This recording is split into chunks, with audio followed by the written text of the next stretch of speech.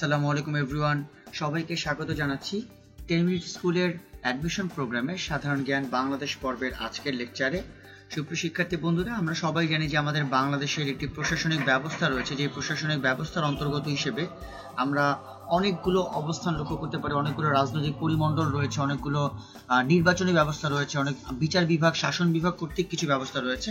So বাংলাদেশের প্রশাসনিক ব্যবস্থার এই আদ্যপ্রান্ত থেকে কিন্তু ভর্তি পরীক্ষায় বিশাল পরিমাণ প্রশ্ন চলে আসে এবং আমরা ঢাকা বিশ্ববিদ্যালয়, জাহাঙ্গীরনগর বিশ্ববিদ্যালয় কিংবা জগন্নাথ বিশ্ববিদ্যালয়ে দেখতে পারি যে বিভিন্ন সময় এই ধরনের টপিকগুলো থেকে প্রশ্ন চলে আসা। সো আজকে আমাদের আলোচনার ধাঁচটি অনেকটা সেই আঙ্গিকে সাজানো হয়েছে, অর্থাৎ আমরা আজকে এটি বোঝার চেষ্টা করব বাংলাদেশের বর্তমানে যে আইন শৃঙ্খলার কাজে নিয়োজিত বাহিনী কিংবা বিচার বিভাগের কাজে নিয়োজিত বাহিনী, তাদের আদ্যপ্রান্ত বা তাদের অবস্থানটা আসলে কেমন। আমরা সর্বপ্রথম যে অবস্থানটি লক্ষ্য করতে পারি সেটি হচ্ছে যে বাংলাদেশের এই যে আপিল বিভাগ বা বিচার বিভাগ বা নির্বাহী বিভাগ, এই বিভাগটির কিন্তু একটি নির্দিষ্ট স্বাধীনতা বা নির্দিষ্ট অবস্থান রয়েছে। সো সেই নির্দিষ্ট অবস্থানেই মূলত আমাদের আজকের আলোচনা, যে আমরা দেখবো সেখান থেকে কি পরিমাণ প্রশ্ন সাধারণত চলে আসে। আর কালক্ষেপণ না করে শুরু করবো আমাদের আজকের লেকচার এবং দেখে নিব আমাদের আজকের টপিক আউটলাইনের মধ্যে কোন কোন বিষয়গুলো অন্তর্ভুক্ত রয়েছে। তার আগে বলে নিই, আপনাদের সাথে আজকে আমি রয়েছি আকিফ মাসুমি। আমি জাহাঙ্গীরনগর বিশ্ববিদ্যালয় থেকে আমার পড়াশোনা শেষ করেছি। সুতরাং সুপ্রিয় শিক্ষার্থী বন্ধুরা, আমরা আর সময় ক্ষেপণ না করে প্রথমেই দেখে নেব আমাদের আজকের আলোচনার টপিকে কোন কোন বিষয়গুলো থাকছে। আপনারা দেখতে পাচ্ছেন যে বাংলাদেশের জাতীয় সংসদ, যেটি কিনা বাংলাদেশের জাতীয় আইনসভা হিসেবে খ্যাত, বাংলাদেশের জাতীয় সংসদ নিয়ে আজকে আলোচনাটি রয়েছে। এছাড়া রয়েছে বাংলাদেশের আইন ও বিচার বিভাগ সংক্রান্ত কিছু আলোচনা আমরা করব। আমরা দেখতে পাচ্ছি যে বিভিন্ন কমিশন, এই কনসেপ্টে কিছু আলোচনা রয়েছে এবং একই সাথে বাংলাদেশের যে নির্বাচন ব্যবস্থাটি রয়েছে সেই নির্বাচন ব্যবস্থা সম্পর্কে আলোচনা রয়েছে। এবং আমরা সবাই জানি যে বাংলাদেশের এই জাতীয় সংসদ কিংবা আইন ও বিচার বিভাগ প্রত্যেকটি কিন্তু বাংলাদেশের প্রশাসনিক বিভাগের মধ্যে পড়ে এবং বাংলাদেশের যে গণতান্ত্রিক সংস্কৃতি, সেই গণতান্ত্রিক সংস্কৃতির মধ্যে থেকে বেশ কয়েকবার এর রূপরেখা পরিবর্তন হয়েছে এবং সেই সাপেক্ষে আমরা অতীত রূপরেখা এবং পরিবর্তিত রূপরেখা, দুটি রূপরেখা সম্পর্কে জানার চেষ্টা করব। সুতরাং এই হচ্ছে মূলত আমাদের আজকে টপিক আউটলাইন। আমরা যদি ধরে ধরে বলি, যেমন বাংলাদেশের জাতীয় সংসদের মধ্যে বাংলাদেশের জাতীয় সংসদ কর্তৃক কিছু নিয়ম রয়েছে, সেই নিয়মগুলো সম্পর্কে আমরা একটু জানার চেষ্টা করবো। একই সাথে আমরা এটি জানার চেষ্টা করবো যে বাংলাদেশের যেই মোমেন্টে জাতীয় সংসদে একজন স্পিকারের দায়িত্ব বা একজন ডেপুটি স্পিকারের দায়িত্ব, সেই বিষয়গুলো। এছাড়া আমাদের যে বর্তমানে জাতীয় সংসদের যে ভবন পরিচিতি, সেই ভবন পরিচিতি সম্পর্কে আমরা এটি জানার চেষ্টা করব এবং এই সাপেক্ষেই মূলত আমাদের আজকের আলোচনা সাজানো হয়েছে। এছাড়াও আমরা আইন ও বিচার বিভাগ, অর্থাৎ বর্তমান সময় বাংলাদেশের যে আইন নির্ধারণ করা যে সুপ্রিম কোর্ট বা আপিল বিভাগ বা হাইকোর্ট বিভাগ, তাদের অবস্থানটা আসলে কেমন, সেই বিষয় নিয়ে আমাদের আজকের আলোচনাটি থাকবে। তো সুপ্রিয় শিক্ষার্থী বন্ধুরা, এছাড়া আমরা দেখতে পাচ্ছি সরকারি কর্ম কমিশন বা বিভিন্ন কমিশন নিয়ে আলোচনা হবে, নির্বাচন ব্যবস্থা নিয়ে আলোচনা হবে। এই আলোচনাগুলো আমরা মূলত করবো। আমরা কালক্ষেপণ না করে আমরা আমাদের আলোচনায় মনোনিবেশ করবো। আমরা আমাদের প্রথম আলোচনার দিকে মুভ করব। আমরা অবশ্যই দেখতে পাচ্ছি বাংলাদেশের জাতীয় সংসদ এবং এই জাতীয় সংসদ নিয়ে যেহেতু আমরা আলোচনা, আমরা প্রাথমিকভাবে অনেকগুলো তথ্য প্রবাহ দেখতে পাচ্ছি। সেই তথ্য কণিকাগুলো আমরা একটু জেনে নেওয়ার চেষ্টা করবো যে বাংলাদেশের জাতীয় সংসদ কেন্দ্রিক বর্তমান অবস্থানটা আসলে কেমন। আপনারা প্রথমেই দেখতে পাচ্ছেন যে বাংলাদেশের জাতীয় সংসদ হচ্ছে মূলত এক কক্ষ বিশিষ্ট, বা যেটিকে আমরা বলি আমাদের বাংলাদেশের আইনসভা হিসেবেও খ্যাত। সো বেসিক্যালি দুই রকম প্রশ্ন আসলেও কিন্তু আপনার উত্তর দিতে পারবেন। আমি আবারও বলছি, বাংলাদেশের জাতীয় সংসদ এক কক্ষ বিশিষ্ট, এবং যদি প্রশ্ন আসে বাংলাদেশের আইনসভা কয় কক্ষ বিশিষ্ট, সেটিও কিন্তু এক কক্ষ বিশিষ্ট, কারণ বাংলাদেশের আইনসভাই হচ্ছে মূলত বাংলাদেশের জাতীয় সংসদ। আমরা দেখতে পাচ্ছি বাংলাদেশের জাতীয় সংসদ অবস্থিত হচ্ছে শেরে বাংলা নগরে। একই সাথে আমরা লক্ষ্য করতে পারছি জাতীয় সংসদের যিনি স্থপতি, তার নাম হচ্ছে লুই আই কান। এবং আমাদের বর্তমান বাংলাদেশের যে জাতীয় সংসদটি রয়েছে, সেই জাতীয় সংসদের মোট আসন হচ্ছে 350টি। তার মধ্যে যে নির্বাচিত আসন, অর্থাৎ বিভিন্ন আসন থেকে জনগণের ভোটে যারা নির্বাচিত হয়ে থাকেন, সেই আসনের সংখ্যা হচ্ছে 300টি এবং সংরক্ষিত আসন হচ্ছে 50টি, যেটি কিনা নারীদের আসনের দিকে ইন্ডিকেট করা হয়। এবং একটু বলে রাখা ভালো যে এই সংরক্ষিত 50টি আসন কিন্তু আগামী 25 বছরের জন্য নির্ধারণ করে দেওয়া হয়েছে এবং যেটি কিনা আমাদের বাংলাদেশ সংবিধানের 17তম সংশোধনী দ্বারা এটিকে ব্যক্ত করা হয়েছে। আমরা দেখতে পাচ্ছি যে জাতীয় সংসদের 1 নং আসন পঞ্চগড়ে রয়েছে এবং 300 নং আসন বান্দরবানে রয়েছে। সো ভেরি ইফেক্টিভ একটা কনসেপ্ট, যেটি হচ্ছে যে আমাদের এই প্রত্যেকটি আসন থেকে কিন্তু জনগণ যারা তারা কিন্তু তাদের যে ভোটের অধিকার, সেই ভোটের অধিকারে তারা নিয়োজিত থাকেন এবং সেই জায়গা থেকে কিন্তু তারা ভোটের মাধ্যমে এই 300 আসনে যে সংসদ সদস্য তাদেরকে তারা নির্বাচিত করে থাকেন।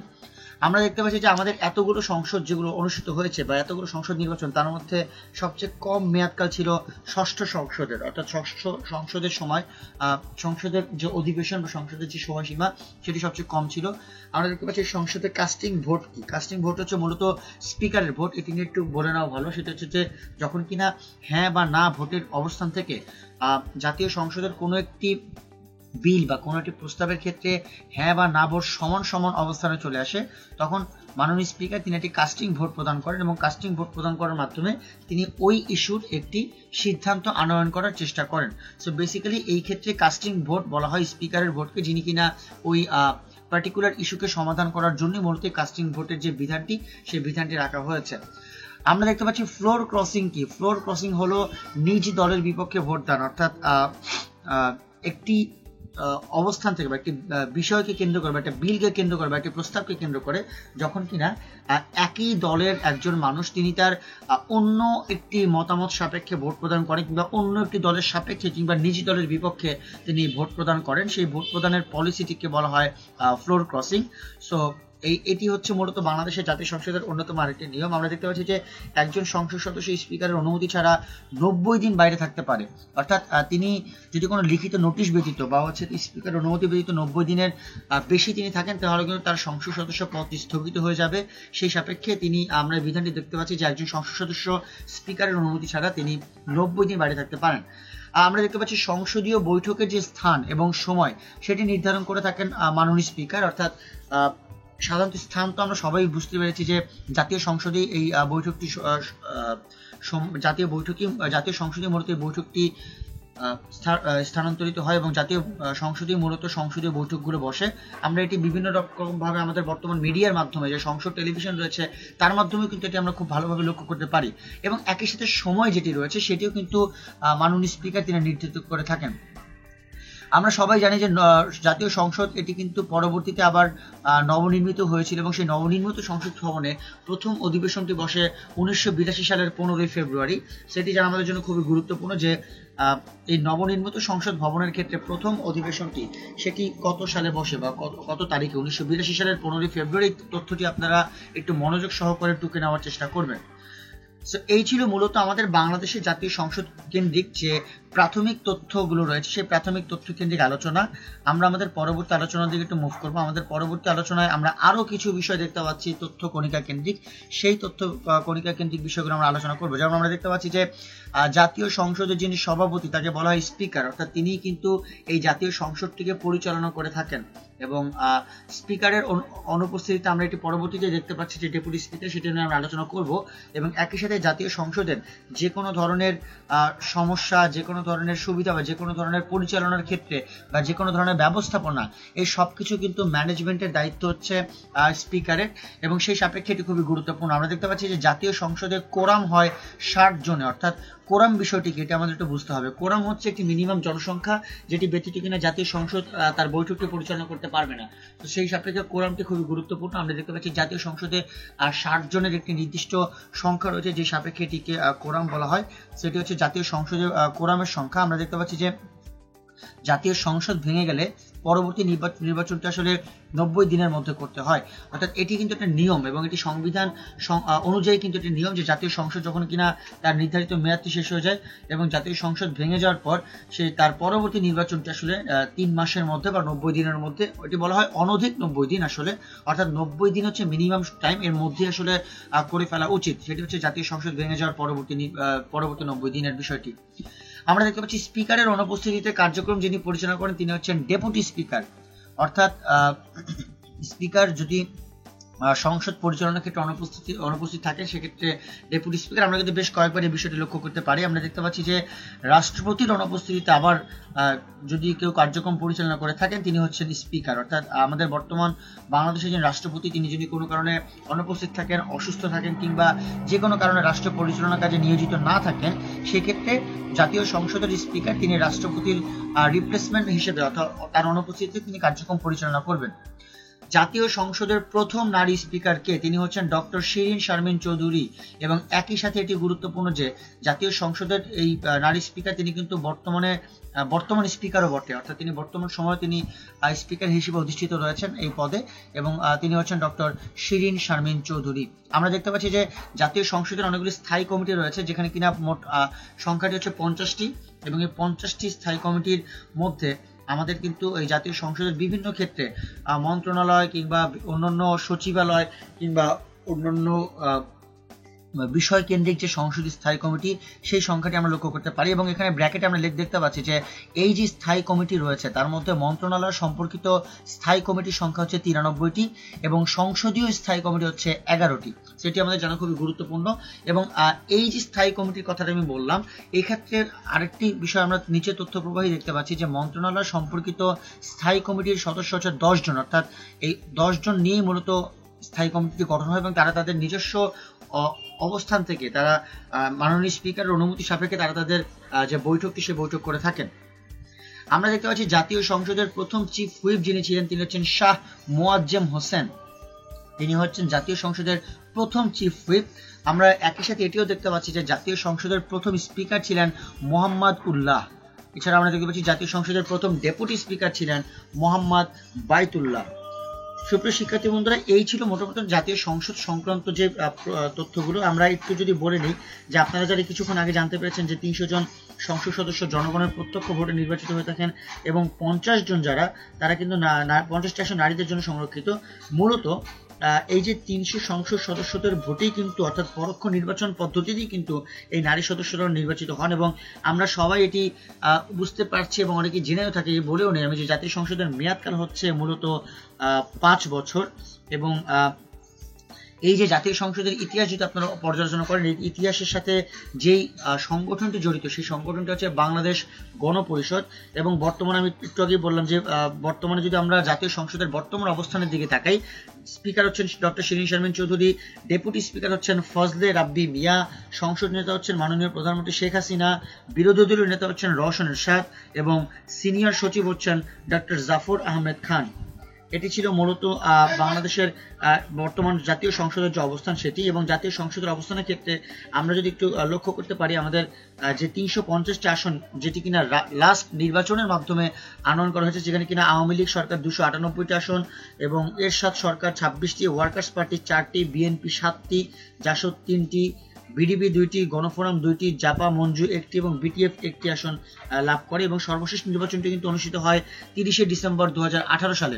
সুতরাং আমরা বুঝতে পারছি জাতীয় সংসদের পরবর্তী যে নির্বাচনটি সেটি অনুষ্ঠিত হবে 2023 সালের ডিসেম্বর মাসে। এটি হচ্ছে মূলত জাতীয় সংসদ ভবনের যে আদ্যপ্রান্তর কনসেপ্টটি সেটি নিয়ে আমরা আলোচনা করলাম। এবং সদস্য পদ নিয়ে যদি আমরা আলোচনা করি, বাংলাদেশের সংবিধানের কিন্তু 66 নম্বর অনুচ্ছেদ রয়েছে যে জাতীয় সংসদের সদস্য হিসেবে যদি কেউ নির্বাচিত হতে চায় তবে আগ্রহী প্রার্থীকে অবশ্যই বাংলাদেশের যে নাগরিক সে বাংলাদেশের নাগরিক হতে হবে। এবং সেই সাপেক্ষে গুরুত্বপূর্ণ বিষয়টি হচ্ছে যে বয়স তার 25 বছরের ঊর্ধ্বে হতে হবে। এছাড়া অপ্রকৃতিস্থ, দেউলিয়া কিংবা দ্বৈত নাগরিকত্ব এক্ষেত্রে প্রার্থীর অযোগ্যতা বলে বিবেচিত হবে। অর্থাৎ সদস্যরা তাদের যে নিজ নিজ আসন রয়েছে সেখানে কিনা তারা সরাসরি নির্বাচনের মাধ্যমে অধিকাংশের ভোটে তারা নির্বাচিত হবেন, এবং সদস্যগণ মূলত 5 বছর মেয়াদের জন্য নির্বাচিত হন। তারা নিরপেক্ষ বা একটি রাজনৈতিক দলের সঙ্গে অধিভুক্ত হয়েও তারা নির্বাচনে অংশগ্রহণ করতে পারেন। এই ছিল মূলত বাংলাদেশের যে জাতীয় সংসদ, সেই জাতীয় সংসদের সদস্যপদ কেন্দ্রিক অবস্থান। আমরা যদি সংসদের ব্যাপ্তিটি লক্ষ্য করে থাকি, আমরা অনেকগুলো ব্যাপ্তি রয়েছে বাংলাদেশের বর্তমান সদস্যপদে। যেমন আমরা 5 বছরের কথা তো বললাম, কিন্তু অনেক সময় এই বিষয়টি হেরফের হয়ে যায় এই আইনটি মেনটেন করার ক্ষেত্রে। সেই বিষয়টি নিয়ে আমরা একটু আলোচনা করব। তার আগে আমরা এখন যে বিষয়টি লক্ষ্য করতে পারছি সেই বিষয়টি হচ্ছে যে জাতীয় সংসদের যে আদ্যপ্রান্ত কেন্দ্রিক যে অবস্থান, সেই ক্ষেত্রে আমরা এটি লক্ষ্য করতে পারি বাংলাদেশে 1973 সাল পরবর্তী সময় থেকে কিন্তু এই জাতীয় সংসদের যে অবস্থান সেটি তৈরি করা হয়েছে, এবং এটি কিন্তু জাতীয় সংসদের একটি গুরুত্বপূর্ণ বৈঠক। আমরা সেই বৈঠকগুলোর পটভূমি নিয়ে আলোচনা করবো। তার আগে আমরা আমাদের পরবর্তী আলোচনাটা দেখে নিই। আমরা দেখতে পাচ্ছি জাতীয় সংসদের সাথে গুরুত্বপূর্ণ ব্যক্তিত্ব বা জড়িত ব্যক্তিত্ব আসলে কারা। এই আলোচনার সাথে আমরা এটিও আলোচনা করব যে আমাদের অতীত থেকে, অর্থাৎ 1973 সাল থেকে বর্তমান পর্যন্ত এই জাতীয় সংসদের যে নির্বাচনটি কবে ছিল, মেয়াদটি কবে ছিল, এর মধ্যে সংখ্যাগরিষ্ঠ দল কারা ছিল, এবং সেখানে আইনের সংখ্যা, অর্থাৎ এটি কিন্তু প্রশ্ন খুবই গুরুত্বপূর্ণ যে অমুক সংসদে প্রণীত আইনের সংখ্যা কত। অতএব শিক্ষার্থী বন্ধুরা আপনারা একটু মনোযোগ দিয়ে শুনবেন। আমি আবারও বলছি যে অনেক সময় প্রশ্ন আসে যে তৃতীয় জাতীয় সংসদ বা চতুর্থ জাতীয় সংসদে প্রণীত আইনের সংখ্যাটি কত। সুতরাং সেই সাপেক্ষে কিন্তু এই আইনের সংখ্যাটি যেন গুরুত্বপূর্ণ। আমি জাস্ট এই বক্সটিকে একটু আপনাদের জানিয়ে রাখি, তারপর আমি সেই আলোচনাটি করব। যেমন আমরা এখানে দেখতে পাচ্ছি যে জাতীয় সংসদের সাথে সবচেয়ে গুরুত্বপূর্ণ ব্যক্তিত্ব যারা রয়েছে তার মধ্যে রয়েছে রাষ্ট্রপতি, যিনি কিনা জাতীয় সংসদের অধিবেশন আহ্বান করে থাকেন এবং একই সাথে অধিবেশন মুলতবি বা স্থগিত করার যে ক্ষমতা সেটি রাষ্ট্রপতির রয়েছে। আমরা দেখতে পাচ্ছি অধিবেশন ভেঙে দেওয়ার যে ক্ষমতা সেটিও হচ্ছে বাংলাদেশের রাষ্ট্রপতির রয়েছে। এই হচ্ছে মূলত জাতীয় সংসদ কেন্দ্রিক যে অবস্থান, সেক্ষেত্রে রাষ্ট্রপতির দায়িত্বের পটভূমি। আমরা দেখতে পাচ্ছি বাংলাদেশে যিনি স্পিকার থাকেন তিনি, আমরা একটু আগে আলোচনা করেছি, তিনি মূলত জাতীয় সংসদের সভাপতি এবং তিনি নিয়মিত অধিবেশনে তিনি বিল উত্থাপন এবং আলোচনার সুযোগ প্রদান করেন এবং তার একটি ক্ষমতা রয়েছে, সেটি হচ্ছে কাস্টিং ভোট প্রদানের ক্ষমতা। আমি প্রথমেই বলেছি যে হ্যাঁ বা না ভোট, এই দুটি ভোট যদি একটি সমান্তরালে চলে আসে সেই সাপেক্ষে একটি সিদ্ধান্ত নির্ণায়ক ভোট তিনি প্রদান করেন এবং এটিকে মূলত কাস্টিং ভোট বলা হয়। আমরা দেখতে পাচ্ছি যে সংসদীয় কার্য উপদেষ্টা কমিটির সভাপতি হচ্ছেন স্পিকার, এই বিষয়ে তাকে ইন্ডিকেট করা হয়। আমরা দেখতে পাচ্ছি যে ডেপুটি স্পিকার যিনি, তার দায়িত্বটা আমরা একটু লক্ষ্য করি যে ডেপুটি স্পিকার হচ্ছেন স্পিকারকে অধিবেশন পরিচালনার ক্ষেত্রে সহযোগিতা তিনি করে থাকেন এবং তিনি স্পিকারের অনুপস্থিতিতে জাতীয় সংসদের যে সভাপতিত্ব করা সেটি তিনি করে থাকেন এবং সংসদের যে গ্রন্থাগার অবস্থানটি রয়েছে সেই সংসদীয় স্থায়ী লাইব্রেরি কমিটির সভাপতি হচ্ছেন ডেপুটি স্পিকার। এটি ছিল মোটামুটি ডেপুটি স্পিকারের যে প্রাথমিক দায়িত্ব সেটি। আমরা দেখতে পাচ্ছি হুইপ যিনি, তিনি তার যে দায়িত্বটি সেটি হচ্ছে জাতীয় সংসদের সর্বাত্মক বিধি অনুযায়ী শৃঙ্খলা রক্ষা করা এবং দলীয় ভাবমূর্তি অক্ষুণ্ণ রাখা, এটি হচ্ছে জাতীয় সংসদের হুইপের দায়িত্ব।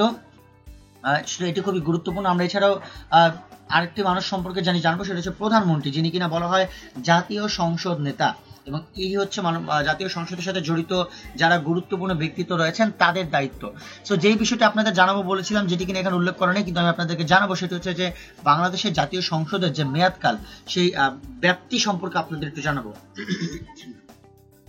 আমরা যদি একদম ধরে বলি, প্রথম জাতীয় সংসদ নির্বাচনটি কিন্তু অনুষ্ঠিত হয় 1973 সালের 7ই মার্চ এবং এটি 1973 সাল থেকে 1975 সাল পর্যন্ত এটি মেয়াদ ছিল। বাংলাদেশ আওয়ামী লীগের সংখ্যাগরিষ্ঠ দল ছিল এবং বঙ্গবন্ধু শেখ মুজিবুর রহমান ছিলেন দলীয় প্রধান এবং ওই সময় 134টি বৈঠক হয় এবং 154টি আইন প্রণয়ন করা হয় এবং এটি হচ্ছে খুবই গুরুত্বপূর্ণ। এবং এখানে একটি মন্তব্য করা খুব ভালো, সেটা হচ্ছে কোনো রাজনৈতিক দল ওই সময়টাতে একটির বেশি আসন লাভ করেনি। এটি ছিল প্রথম জাতীয় সংসদের নেচার। আমরা একটা নেচার সম্পর্কে আলোচনা করবো যাতে আপনাদের মন্তব্যগুলো বুঝতে সুবিধা হয়। আমরা দ্বিতীয় জাতীয় সংসদ নির্বাচন, যেটি তার মেয়াদ ছিল 1979 সালের 2 এপ্রিল থেকে 1982 সালের 24শে মার্চ পর্যন্ত এবং এই সময়টিতে সংখ্যাগরিষ্ঠ দল ছিল বাংলাদেশ জাতীয়তাবাদী দল বিএনপি, দলীয় প্রধান ছিলেন জিয়াউর রহমান এবং বিরোধী দল ছিল বাংলাদেশ আওয়ামী লীগ এবং এর বৈঠক ছিল 206টি বৈঠক এবং 65টি আইন প্রণীত করা হয় এবং এক্ষেত্রে এটি মন্তব্য করা যায় যে বিরোধী দল ভেঙে যাওয়ায় এর পরবর্তীতে নেতা নির্বাচন করতে পারেননি ওই সময়টাতে, দ্বিতীয় জাতীয় সংসদে। আমরা এর পরবর্তীতে যে সংসদ নিয়ে আলোচনা করবো সেটি হচ্ছে তৃতীয় জাতীয় সংসদ। এটি মূলত 10 জুলাই 1986 সাল এর থেকে মেয়াদটি শুরু হয় এবং এটি শেষ হয় 6 ডিসেম্বর 1987 সালে এবং এর যে ক্ষমতাসীন দল ছিলেন জাতীয় পার্টি এবং নেতা ছিলেন হুসেইন মোহাম্মদ এরশাদ, বিরোধী দল ছিল বাংলাদেশ আওয়ামী লীগ অর্থাৎ শেখ হাসিনা ছিলেন বিরোধী দলের নেতা হিসেবে। এখানে 75টি বৈঠক হয় এবং 39টি আইন প্রণয়ন করা হয়, যেটি খুবই গুরুত্বপূর্ণ একটি বিষয়। আমরা এরপরে দেখতে পাচ্ছি চতুর্থ জাতীয় সংসদ, যার মেয়াদটি ছিল 15 এপ্রিল 1988 সাল থেকে 6 ডিসেম্বর 1990 সাল পর্যন্ত এবং এর ক্ষমতাসীন যে রাজনৈতিক দল তারা ছিল জাতীয় পার্টি এবং আগের মতোই সেখানে সংসদ নেতা ছিলেন এইচ.এম. এরশাদ এবং বিরোধী দলীয় জোট তারা ছিল মোটামুটি বিরোধী দলে এবং যিনি কিনা বিরোধী দলীয় নেতা ছিলেন তিনি হচ্ছেন এ.এস.এম. আব্দুর রব এবং মোর ইম্পর্টেন্টলি এখানে কিন্তু 168টি বৈঠক ওই সংসদ অর্থাৎ চতুর্থ জাতীয় সংসদে এই 168টি বৈঠক হয় এবং যেখানে কিনা 142টি আইন প্রণয়ন করা হয় এবং আব্দুর রব মূলত হুসেইন মোহাম্মদ এরশাদের নিযুক্ত বিরোধী দলের নেতা ছিলেন, এটি আমাদের জানা খুব গুরুত্বপূর্ণ। পঞ্চম জাতীয় সংসদটি শুরু হয় 27 ফেব্রুয়ারি 1991 সালে এবং পঞ্চম জাতীয় সংসদ থেকে কিন্তু আমরা গণতান্ত্রিক যে পটভূমি সেটি লক্ষ্য করতে পারি এবং এর মেয়াদকাল ছিল 1991 সালের 5 এপ্রিল থেকে 1995 সালের 24 নভেম্বর পর্যন্ত। এবং বাংলাদেশ জাতীয়তাবাদী দল বিএনপি তারা কিন্তু ক্ষমতাসীন দল ছিল এবং বেগম খালেদা জিয়া তিনি ছিলেন সংসদ নেতা, বিরোধী দল ছিল বাংলাদেশ আওয়ামী লীগ এবং বিরোধী দলের নেতা ছিলেন শেখ হাসিনা। এখানে 400টি বৈঠক অনুষ্ঠিত হয় এবং যে সাপেক্ষে 173টি আইন প্রণয়ন করা হয়। আমরা যদি ষষ্ঠ জাতীয় সংসদ পর্যালোচনা করি যেটি কিনা শুরু হয় 15 ফেব্রুয়ারি 1996 সাল থেকে, এবং আমি যদি মেয়াদকাল পর্যালোচনা করি এটি ছিল 19 মার্চ 1996 থেকে 30 মার্চ 1996, অর্থাৎ অনেক কম সময়, অর্থাৎ মাত্র 11 দিনের একটি কনসেপ্ট। এবং এখানে ক্ষমতাসীন দল ছিল বাংলাদেশ জাতীয়তাবাদী দল বিএনপি এবং এখানকার সংসদ নেতা ছিলেন বেগম খালেদা জিয়া এবং বিরোধী দল ছিল বাংলাদেশ ফ্রিডম পার্টি। এবং এখানে 4টি বৈঠক হয় এবং 1টি আইন প্রণয়ন করা হয় এবং সবচেয়ে কম সময় ছিল, যে আমরা বলছিলাম যে ষষ্ঠ জাতীয় সংসদ সবচেয়ে কম সময় নিয়ে নির্ধারণ করা হয় এবং এটি হচ্ছে সবচেয়ে কম সময়ের একটি ব্যাপ্তিকাল। আমরা এরপরে যেটি দেখতে পাচ্ছি এটি সপ্তম জাতীয় সংসদ, যেটি কিনা 12 জুন 1996 সাল থেকে শুরু হয় এবং মোর ইম্পর্টেন্টলি এর মেয়াদকাল যদি আমরা পর্যালোচনা করি আমরা দেখতে পাবো 1996 সালের 14 জুলাই থেকে এটি 13 জুলাই 2001 সাল পর্যন্ত এই যে মেয়াদকালটি সেই মেয়াদকালটি নির্ধারণ করা হয়। এবং ক্ষমতাসীন দল ছিল বাংলাদেশ আওয়ামী লীগ এবং সংসদ নেতা ছিলেন মাননীয় প্রধানমন্ত্রী বর্তমানে যিনি ছিলেন, তখনও তিনি ছিলেন শেখ হাসিনা, এবং বিরোধী দল ছিল বাংলাদেশ জাতীয়তাবাদী দল বিএনপি, বিরোধী দলের নেতাও ছিলেন বেগম খালেদা জিয়া। এবং সেখানে 382টি বৈঠক অনুষ্ঠিত হয় এবং যেখানে কিনা ওই সপ্তম জাতীয় সংসদে 191টি আইন প্রণয়ন করা হয়। আমরা এছাড়াও দেখতে পাচ্ছি যে অষ্টম জাতীয় সংসদ যেটি সেটি কিনা অক্টোবর 1, 2001 সাল থেকে শুরু হয় এবং এর মেয়াদকাল যদি আমরা পর্যালোচনা করি 2001 সালের 28 অক্টোবর থেকে 2006 সালের 27 অক্টোবর পর্যন্ত মূলত এই অষ্টম জাতীয় সংসদের যে অবস্থান সেটা নির্ধারণ করা হয়। এবং এখানে ক্ষমতাসীন দল ছিল বাংলাদেশ জাতীয়তাবাদী দল বিএনপি, বেগম খালেদা জিয়া ছিলেন সেই যে সংসদ নেতা হিসেবে, এবং বাংলাদেশ আওয়ামী লীগ ছিল এর বিরোধী দল হিসেবে, শেখ হাসিনা তিনি বিরোধী দলের নেতা ছিলেন। এবং 373টি বৈঠক এই জাতীয় সংসদে অনুষ্ঠিত হয় যেখানে কিনা 185টি আইন প্রণয়ন করা হয়। আমরা যদি এবার রিসেন্ট টাইম থেকে অর্থাৎ একদম কাছাকাছি সময় নবম জাতীয় সংসদকে পর্যালোচনা করি যেটি কিনা 29 ডিসেম্বর 2008 সাল থেকে শুরু হয়, অর্থাৎ সেই তত্ত্বাবধায়ক সরকারের যে একটি বড় ফাড়া সেই ফাড়ার পর থেকে কিন্তু এটি শুরু হয়। এবং মেয়াদকাল যদি আমরা পর্যালোচনা করি সেটি হচ্ছে 2009 সালের 25 জানুয়ারি থেকে 2013 সাল পর্যন্ত মূলত এই মেয়াদকাল পর্যালোচনা করা হয়। ক্ষমতাসীন দল ছিল বাংলাদেশ আওয়ামী লীগ, সংসদ নেতা ছিলেন শেখ হাসিনা এবং সেক্ষেত্রে বিরোধী দল ছিল বাংলাদেশ জাতীয়তাবাদী দল বিএনপি এবং বিরোধী দলের নেতা ছিলেন খালেদা জিয়া। এবং এক্ষেত্রে খুব গুরুত্বপূর্ণ যে এই সংসদে 418টি বৈঠক হয় এবং যেখানে কিনা 271টি নীতি মূলত প্রণয়ন করা হয়। আমরা দশম জাতীয় সংসদ যদি পর্যালোচনা করি, এবং আমরা সবাই জানি দশম জাতীয় সংসদ নির্বাচনটি হয় 5 জানুয়ারি 2014 সালে এবং এই সংসদ মেয়াদকালটি হচ্ছে 2014 সালের 29 জানুয়ারি থেকে 2019 সালের 3 জানুয়ারি পর্যন্ত। এবং মোর ইম্পর্টেন্টলি যেটি আমাদের জানা দরকার সেটা হচ্ছে বাংলাদেশ আওয়ামী লীগ এর সংসদে ক্ষমতাসীন দল ছিল এবং শেখ হাসিনা ছিলেন সংসদ নেতা, বাংলাদেশ জাতীয় পার্টি বিরোধী দল ছিল এবং রওশন এরশাদ তিনি বিরোধী দলীয় নেতা ছিল। এবং লাস্টলি একাদশ জাতীয় সংসদ নির্বাচন যেটি আমরা সবাই জানি 30 ডিসেম্বর 2018-তে অনুষ্ঠিত হয় এবং মোর ইম্পর্টেন্টলি এই সংসদের যে মেয়াদটি রয়েছে সেটি 2019 সালের 3 জানুয়ারি থেকে বর্তমান পর্যন্ত এই সংসদের অবস্থানে চলছে। এবং বাংলাদেশ আওয়ামী লীগের সংসদ নেতা এবং ক্ষমতাসীন দল এবং শেখ হাসিনা বর্তমানে সংসদ নেতা এবং জাতীয় পার্টি হচ্ছে বর্তমান বিরোধী দল এবং রওশন এরশাদ বর্তমানে আমরা জানি তিনি হচ্ছেন একজন বিরোধী দলীয় নেতা। মূলত এই ছিল জাতীয় সংসদের সাথে জড়িত গুরুত্বপূর্ণ ব্যক্তিদের অবস্থান এবং আমরা জাতীয় সংসদের যে মেয়াদকাল সেই সাপেক্ষে পর্যালোচনা আপনাদেরকে দিলাম যাতে আপনারা এই প্রশ্নগুলো কোনো কারণে চলে যদি আসে তাহলে আপনারা যাতে বুঝতে পারেন যে আসলে কোন কোন মেয়াদের নির্বাচন বা কোন কোন মেয়াদের ব্যাপ্তিকাল কতটুকু ছিল এবং কোন কোন সংসদের ব্যাপ্তিকাল ক্ষেত্রে সংসদ নেতা বা বিরোধী দলীয় নেতা বা বৈঠকের সংখ্যা কিংবা প্রণীত আইনের সংখ্যাটি আসলে কেমন ছিল এটি জানা কিন্তু আমাদের পরীক্ষার জন্য খুবই গুরুত্বপূর্ণ।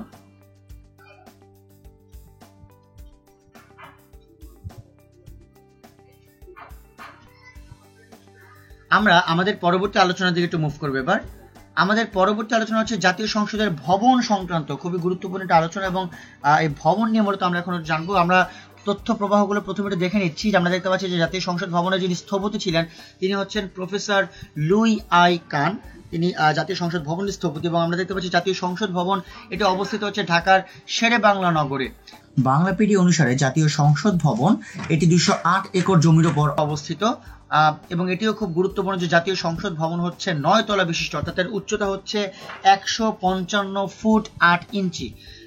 এই জাতীয় সংসদ ভবন থেকে কিন্তু প্রায় সময় আপনাদের পরীক্ষায় প্রশ্ন চলে আসে, সুতরাং এইটি জানা কিন্তু খুবই গুরুত্বপূর্ণ। আমরা দেখতে পাচ্ছি জাতীয় সংসদ ভবন সেটি উদ্বোধন করা হয় 28 জানুয়ারি 1982 সালে, সেটিও খুবই গুরুত্বপূর্ণ। আমরা দেখতে পাচ্ছি জাতীয় সংসদ ভবনের যিনি উদ্বোধন করেন তিনি হচ্ছেন তৎকালীন রাষ্ট্রপতি বিচারপতি আব্দুস সাত্তার। আমরা এছাড়াও দেখতে পাচ্ছি যে তৎকালীন পূর্ব বাংলার যে আইনসভা সেটি অবস্থিত ছিল ঢাকা বিশ্ববিদ্যালয়ের জগন্নাথ হলে, এবং এই কারণে কিন্তু জাতীয় সংসদের যে পরিবর্তিত ক্ষেত্র বা আইনসভা সেই সাপেক্ষে আমাদের এটি জানা খুব গুরুত্বপূর্ণ। আমরা দেখতে পাচ্ছি জাতীয় সংসদ ভবনের যে পাশের লেক, সেই লেকটির নাম হচ্ছে ক্রিসেন্ট লেক। সো ক্রিসেন্ট লেকটিও খুবই গুরুত্বপূর্ণ, এবং এই হচ্ছে মূলত জাতীয় সংসদ ভবন সংক্রান্ত। মূলত এটিও বলা চলে যে বাংলাদেশের যে জাতীয় সংসদের ভবন এটি কিন্তু পৃথিবীর দৃষ্টিনন্দন আইনসভা ভবনের একটি, অর্থাৎ রাজধানীর যে এই শেরে বাংলা নগরে এটি অবস্থিত সেই বিষয়টি, এবং এখানে মূল ভবনের পাশাপাশি একটি উন্মুক্ত সবুজ পরিসর রয়েছে, একটি মনোরম জলাধার রয়েছে, এবং সংসদ সদস্যদের কার্যালয়ও রয়েছে।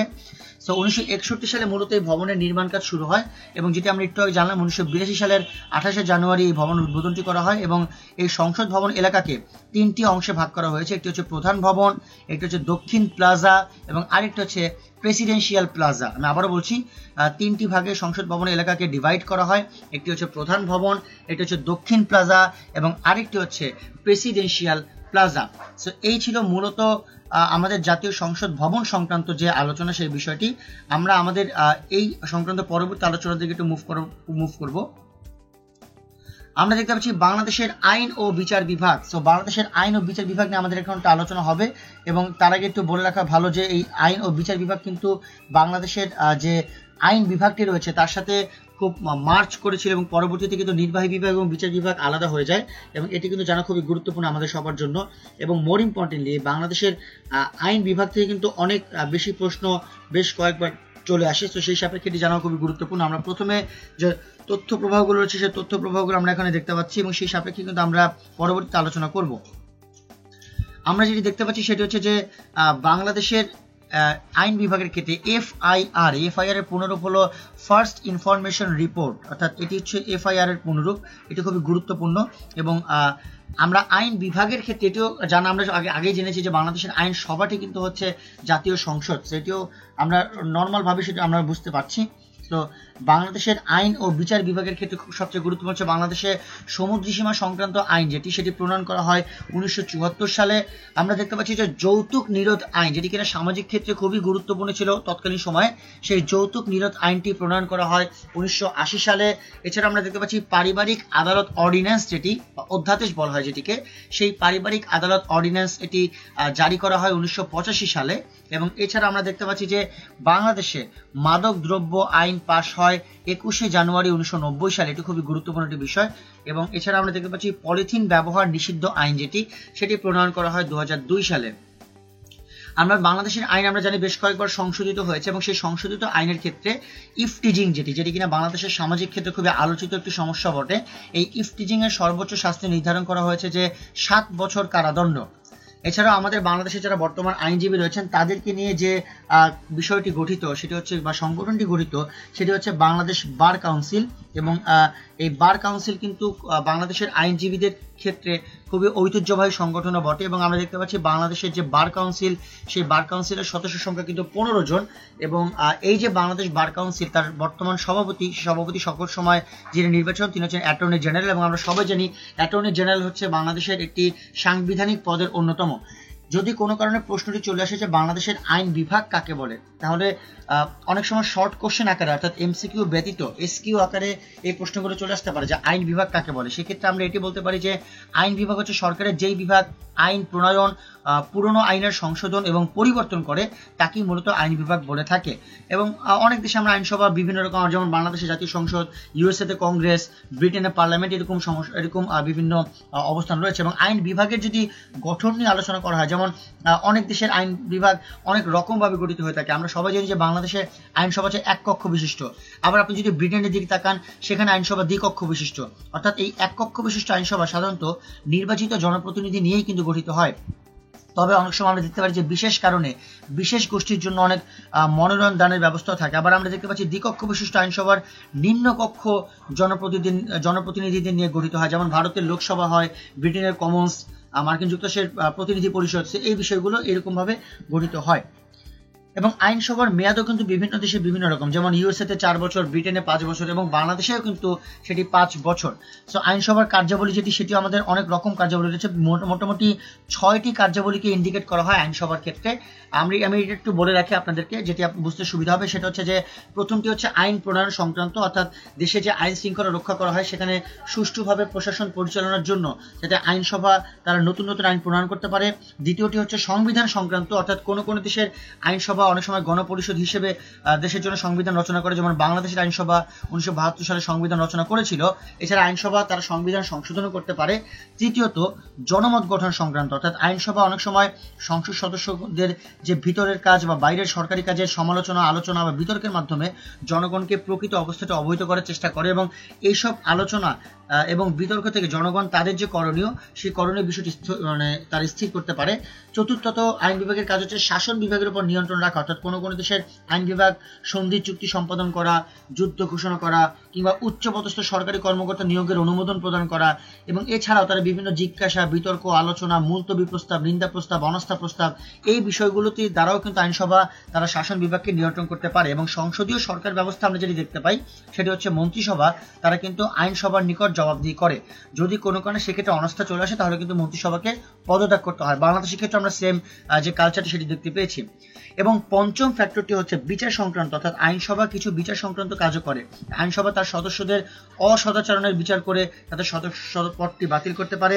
এছাড়া অভিযুক্তকরণের মাধ্যমে যে রাষ্ট্রপ্রধান, উচ্চপদস্থ কর্মকর্তা এবং বিচারপতি যারা রয়েছে তাদেরকে অপসারণও করতে পারে। এবং ব্রিটেনের যে লর্ড সভা সে আপিল বিচারের সর্বোচ্চ আদালত হিসেবে কাজ করে, এটা আমরা ব্রিটেনে দেখতে পাই।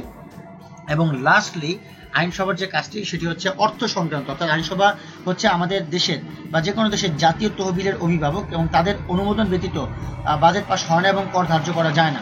অর্থাৎ আইন বিভাগ আইন সংক্রান্ত কাজ ছাড়াও আমরা দেখতে পেলাম তারা বহুবিধ কাজ কিন্তু তারা সম্পাদন করে থাকে। এবং একই রকম ভাবে বাংলাদেশের আইনসভা কি ধরনের কাজ করতে পারে সেই সম্পর্কে কিন্তু আমরা একটা আইডিয়া পেয়ে গেলাম। আমরা আমাদের পরবর্তী আলোচনায় দেখতে পাচ্ছি বাংলাদেশের বিচার বিভাগ, খুবই গুরুত্বপূর্ণ একটি বিষয়, এবং এই বিচার বিভাগ কিন্তু বাংলাদেশের খুব ব্যাপ্তিমূলক অবস্থানে রয়েছে, সেটি নিয়ে আমরা একটু আলোচনা করব। এবং বাংলাদেশের বিচার বিভাগের তথ্য পাবো আমরা দেখতে পাচ্ছি বাংলাদেশের সর্বোচ্চ আদালতের নাম হচ্ছে সুপ্রিম কোর্ট, এবং এই সুপ্রিম কোর্টের ডিভিশন হচ্ছে দুটি। আমি আবারও বলছি সুপ্রিম কোর্টের ডিভিশন দুটি, এই প্রশ্নটা কিন্তু অনেকবার চলে আসে যে সুপ্রিম কোর্টের ডিভিশন কয়টি, একটি হচ্ছে আপিল বিভাগ আর এটা হচ্ছে হাইকোর্ট বিভাগ। সো এই বিষয়টি খুবই গুরুত্বপূর্ণ। এবং আমাদের যে বিষয়টি আরেকটু জানতে হবে সেটি হচ্ছে যে সুপ্রিম কোর্টের যে স্থায়ী আসনটি রয়েছে সেটি ঢাকায় অবস্থিত, এবং এটিও খুবই গুরুত্বপূর্ণ। এবং আমরা এর পরের বিষয়টি দেখতে পাচ্ছি সেটি হচ্ছে যে সুপ্রিম কোর্টের ক্ষেত্রে যে হাইকোর্টের বেঞ্চটি রয়েছে সেটি কিন্তু গঠন করেন প্রধান বিচারপতি। তিনি কিন্তু মূলত এই সুপ্রিম কোর্টের যে হাইকোর্টের বেঞ্চ, অর্থাৎ সুপ্রিম কোর্টের যে প্রথম বিভাগটি রয়েছে, দ্বিতীয় বিভাগটি রয়েছে, সেই দ্বিতীয় বিভাগের অবস্থান কিন্তু সম্পূর্ণরূপেই তিনি গঠন করে থাকেন।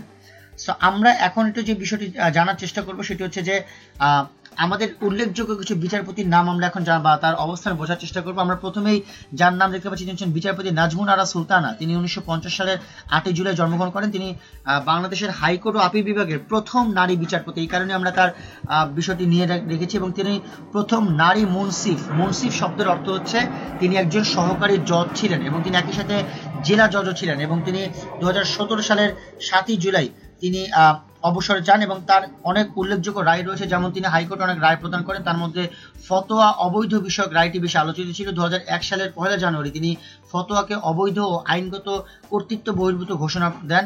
এছাড়া তার দেওয়া অনেক উল্লেখযোগ্য রায় রয়েছে, যেমন বেগম বিএনপির চেয়ারপারসনের সেনানিবাসের বাড়ির মামলা, 4 দলীয় জোট সরকারের আমলে যে বিচারপতির মামলা, বা তত্ত্বাবধায়ক সরকারের ত্রয়োদশ সংশোধনী, বা উচ্চ আদালতের বিচারকদের অপসারণ বিষয়ক 16 সংশোধনী। এই বিষয়গুলো নিয়ে মূলত বিচারপতি নাজমুন আরা সুলতানা বেশ কয়েকবার তিনি আলোচনায় ছিলেন। তো সেই সাপেক্ষে এটি খুবই গুরুত্বপূর্ণ। সো আমরা এরপরে যে মানুষটির নাম দেখতে পাচ্ছি তিনি হচ্ছেন বিচারপতি আবু সাদাত মোহাম্মদ সায়েম। সো বেসিক্যালি তিনি 1916 সালের 8 জুলাই জন্মগ্রহণ করেন, এবং তিনি 1997 সালের 8 জুলাই তিনি মৃত্যুবরণ করেন।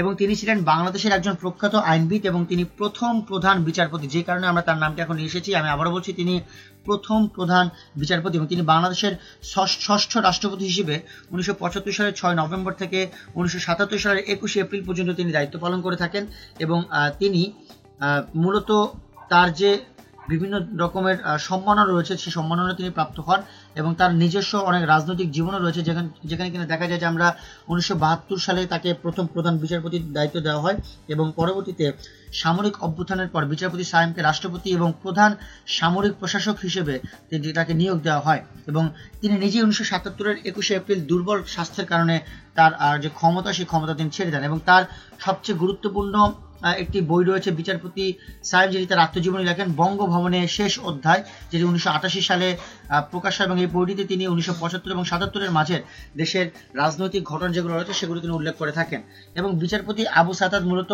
বাংলাদেশের যে আইনবিদ, বিখ্যাত আইনবিদদের মধ্যে তিনি অন্যতম ছিলেন। এই ছিল মূলত তার অবস্থান, যেটা আমরা এখন জানতে পারলাম এবং আমরা এখন আমরা জানার চেষ্টা করব সেটা হচ্ছে একদম রিসেন্টলি যে অবস্থা, সেটা হচ্ছে বিচারপতি এস.কে. সিনহা। বিচারপতি এস.কে. সিনহা তিনি হচ্ছেন খুবই গুরুত্বপূর্ণ একজন ব্যক্তিত্ব বটে এবং মোর ইম্পর্টেন্টলি আমরা যে বিষয়টি জানবো সেটা হচ্ছে তিনি আমাদের যে বর্তমান অবস্থান থেকে অর্থাৎ বর্তমান যে সময় আলোচিত একজন আইনবিদ বটে এবং বিচারপতি, তার পুরো নাম হচ্ছে সুরেন্দ্র কুমার সিনহা এবং তিনি একজন প্রখ্যাত আইনবিদ এবং তিনি 21তম প্রধান বিচারপতি এবং বিভিন্ন রাজনৈতিক বিতর্কে জড়িয়ে পড়ে তিনি 2017 সালের 10 নভেম্বর তারিখে বিদেশে ছুটিতে থাকা অবস্থায় তিনি পদত্যাগ করে থাকেন এবং মূলত তার যে পরবর্তীতে সৈয়দ মাহমুদ হোসেন তিনি আসলে এই প্রধান বিচারপতির দায়িত্ব তিনি পালন করেন এবং এস.কে. সিনহা সম্পর্কে এটি বলা যায় তিনি তার যে কর্মজীবন তিনি 1974 সালে সিলেটের আইনজীবী হিসেবে শুরু করেন, এরপর তিনি 1999 সালে হাইকোর্টে বিচারক হিসেবে তিনি দায়িত্ব পালন করেন। আমরা দেখতে পেয়েছি তিনি তার যে প্রকাশনা রয়েছে তিনি কিন্তু সেটিও খুব গুরুত্বপূর্ণ, যেমন 2018 সালে সিনহা তিনি প্রকাশ করেন তার আত্মজৈবনিক বই broken dream, rule of law, human rights and democracy, অর্থাৎ এর প্রকাশক ছিলেন ক্রিয়েটিভ স্পেস পাবলিশিং, তাদের আন্ডার থেকে তিনি এটি প্রকাশ করার চেষ্টা করেন। তিনি যেই কারণে সবচেয়ে বেশি আলোচিত সেটি হচ্ছে তিনি একজন মণিপুরী, অর্থাৎ তিনি একজন ক্ষুদ্র নৃতাত্ত্বিক গোষ্ঠীর অন্যতম এবং সেই সাপেক্ষে তার এই আলোচনাটা চলে এসেছে। তিনি মণিপুরী নাগরিকত্বের অধিকারী সেই সাপেক্ষে এবং তিনি এক চট্টগ্রাম বিশ্ববিদ্যালয়ের প্রাক্তন শিক্ষার্থী ছিলেন এবং তিনি অস্ট্রেলিয়ায় বর্তমানে বাস করে থাকেন। সো এই ছিল বাংলাদেশের যে বিচার বিভাগ কেন্দ্রিক সেই বিচার বিভাগ কেন্দ্রিক আলোচনা। আমরা যদি বাংলাদেশের বিচার বিভাগ কেন্দ্রিক আরও কিছু আলোচনা করতে চাই সেই সাপেক্ষে এই কথাটি বলা যায় যে বাংলাদেশের বিচার বিভাগ কিন্তু মূলত সুপ্রিম কোর্ট এবং এর অধস্তন বিভাগের সমন্বয়ে গঠিত এবং বাংলাদেশের 3টি বিভাগের মধ্যে গুরুত্বপূর্ণ হচ্ছে বিচার বিভাগ। এটি সবাই আমরা জানি, যেমন ঊর্ধ্বতন বিচার বিভাগে আমরা সবাই জানি যে সুপ্রিম কোর্ট সর্বোচ্চ আদালত, এর আন্ডারে আপিল বিভাগ, যেখানে কিনা আপিল বিভাগ আবার প্রধান বিচারপতি এবং অন্যান্য বিচারপতিদের নিয়ে গঠিত হয়। আবার হাইকোর্ট বিভাগ রয়েছে যেটি কিনা সুপ্রিম কোর্টের নিম্ন বিভাগ বলা চলে এবং এখানে কিনা প্রধান বিচারপতি এবং হাইকোর্ট বিভাগের অন্যান্য বিচারপতিদের নিয়ে গঠিত। এছাড়াও কিন্তু আমাদের অধস্তন বিচার বিভাগের মধ্যে অনেক বিষয় রয়েছে, যেমন দেওয়ানি আদালত রয়েছে 5 শ্রেণীর, তার মধ্যে সহকারী জজ আদালত, ঊর্ধ্বতন সহকারী জজ আদালত, যোগ্য জেলা জজ আদালত, অতিরিক্ত জেলা জজ আদালত কিংবা জেলা জজ আদালত। সো এই পার্সপেক্টিভ থেকেই কিন্তু মূলত অধস্তন বিচার কার্য থেকে তারা ঊর্ধ্বতন অবস্থায় উন্নীত হয়, সেটি হচ্ছে খুবই গুরুত্বপূর্ণ। এছাড়াও অর্থঋণ আদালত রয়েছে, পারিবারিক আদালত রয়েছে, দেউলি আদালত রয়েছে, ফৌজদারি আদালত রয়েছে, সেটি খুবই গুরুত্বপূর্ণ আমাদের যে বিচার বিভাগ রয়েছে সেই বিচার বিভাগের আলোচনার ক্ষেত্রে। শ্রম আদালতটিও রয়েছে, সেটি খুব গুরুত্বপূর্ণ। পরিবেশ আদালত রয়েছে, এছাড়াও কোর্ট অফ সেটেলমেন্ট রয়েছে, মোর ইম্পর্টেন্টলি সালিসি ট্রাইব্যুনাল বা সালিসি আপিল ট্রাইব্যুনাল রয়েছে। এছাড়াও আমরা বিশেষ ক্ষেত্রে বিচার ট্রাইব্যুনাল লক্ষ্য করতে পারি, নির্বাচনী ট্রাইব্যুনাল রয়েছে, প্রশাসনিক ট্রাইব্যুনালও রয়েছে, গ্রাম আদালত আমরা দেখতে পারি, ভ্রাম্যমাণ আদালত আমরা লক্ষ্য করতে পারি। সো অনেকগুলো বিভাগ আমরা রয়েছে, সেই বিভাগগুলো নিয়ে আমরা মূলত আলোচনা করার একটি উদ্যোগ গ্রহণ করলাম। সো এই ছিল মূলত বাংলাদেশের বিচার বিভাগের মোটামুটি একটা অবস্থান। আমরা আমাদের পরবর্তী আলোচনা থেকে মুভ করবো। আমাদের পরবর্তী আলোচনা আমরা অনেকগুলো তথ্য প্রবাহ দেখতে পাচ্ছি, সেটা হচ্ছে বর্তমানে সুপ্রিম কোর্টের বিচারপতিদের চাকরির বয়সসীমা। এটি হচ্ছে তাদের দায়িত্ব গ্রহণের তারিখ থেকে পরবর্তী 5 বছর।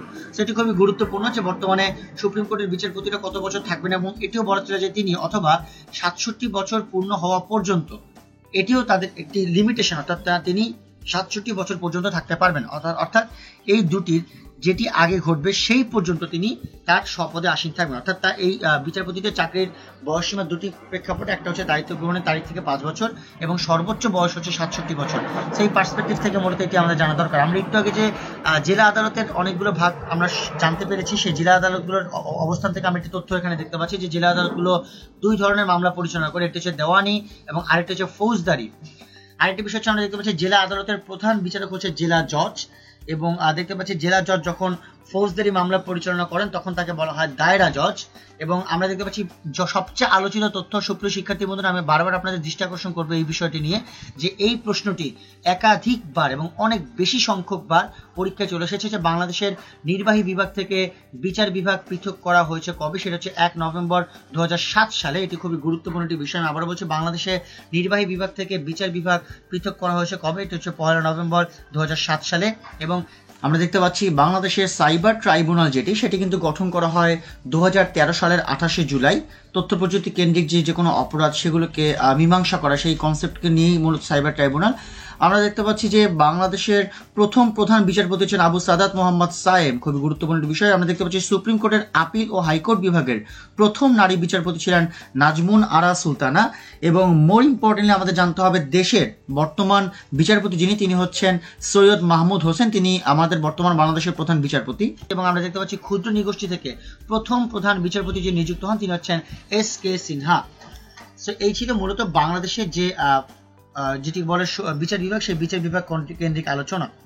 আমরা আমাদের পরবর্তী আলোচনা থেকে মুভ করবো। আমাদের পরবর্তী আলোচনা হচ্ছে আন্তর্জাতিক অপরাধ ট্রাইব্যুনাল, খুবই গুরুত্বপূর্ণ একটি বিষয় এবং এই সম্পর্কিত একটি সংজ্ঞা আমাদের জানা দরকার যে আন্তর্জাতিক অপরাধ ট্রাইব্যুনালটা আসলে কি। মূলত এটি বাংলাদেশে প্রতিষ্ঠিত একটি অপরাধ ট্রাইব্যুনাল, যার উদ্দেশ্য হচ্ছে 1971 সালে বাংলাদেশের স্বাধীনতা যুদ্ধ চলাকালে সংঘটিত আন্তর্জাতিক অপরাধ সমূহের বিচার করা। অর্থাৎ আমাদের 71-এর স্বাধীনতা বা মানবতা বিরোধী অপরাধের সাথে যারা জড়িত রয়েছে তাদের বিষয়টি আমরা নিজেই দেখতে পাচ্ছি যে এর আওতায় পড়ে যুদ্ধাপরাধ, গণহত্যা, মানবতার বিরুদ্ধে অপরাধ এবং শান্তির বিরুদ্ধে অপরাধ। অর্থাৎ যে চারটি কনসেপ্ট আমরা বুঝতে পারলাম, সেই চারটি কনসেপ্টের দৃষ্টিকোণ থেকে কিন্তু আন্তর্জাতিক অপরাধ ট্রাইব্যুনালটি পরিচালিত করা হয়। আমরা দেখতে পাচ্ছি 2010 সালের 25শে মার্চ আন্তর্জাতিক অপরাধ ট্রাইব্যুনালের আইনের 1973-এর 6 ধারার বলে 3 সদস্য বিশিষ্ট একটি ট্রাইব্যুনাল এটি গঠন করা হয়। এবং আমরা দেখতে পাচ্ছি যে বিচার প্রক্রিয়া আরো গতিশীল করার জন্য 3 সদস্য বিশিষ্ট নতুন আরেকটি ট্রাইব্যুনাল গঠন করা হয়, যেটি কিনা 2012 সালের 22শে মার্চে। আমরা দেখতে পাচ্ছি যে ট্রাইব্যুনাল ও আইনজীবী প্যানেল গঠনের পাশাপাশি প্রাক্তন জেলা জজ ও আইন মন্ত্রণালয় যারা রয়েছে তাদের সমন্বয় বা সাবেক অতিরিক্ত সচিব আব্দুল মতিনের সমন্বয়ে 7 সদস্যের একটি তদন্তকারী সংস্থা নিয়োগ দেওয়া হয়েছিল একই দিনে।